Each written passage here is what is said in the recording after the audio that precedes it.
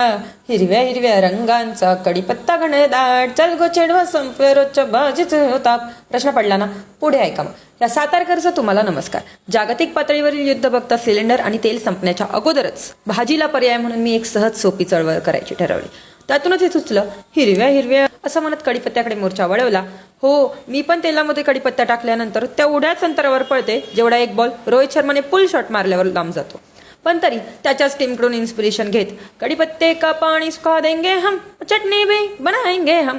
तर लहानपणी जसं आईने आपल्याला दूध धुतलं, अगदी त्याचप्रमाणे कडीपत्ता देखील मस्त धुवून घ्यायचा. त्यानंतर व्हिडिओ दाखवल्याप्रमाणे इतर सामानाची फिल्डिंग सेट करायची. आता तुम्ही म्हणाल त्यात तिखट मीठ कुठे? तर तिखट मीठ लावण्याची सवय आम्हाला नसल्या कारणाने त्याची जेव्हा खरी गरज असेल तेव्हा ते आपण सांगू. सुरुवातीला तीळ भाजून घ्या. त्यानंतर 4 लोक जशी एकत्र येऊन कुसबूज करतात तशी कुसबूज फुटाणे डाळ, उडीद डाळ, सुकं खोबरं आणि शेंगदाण्यांनी करू नये म्हणून कढईत तेल टाकून त्यांना सेपरेट तळून घ्या. पर कुछ तो लोग कहेंगे लोगों का काम है कहना और हमारा है अपनी चटणी पे कॉन्सन्ट्रेट करना.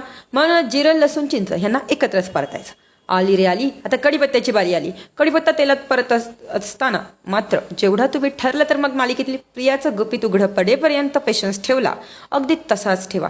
तिला बघून जेवढा कुटण्याची इच्छा होते ती इच्छा ही सगळं मिश्रण मिक्सरला लावत पूर्ण करून घ्या.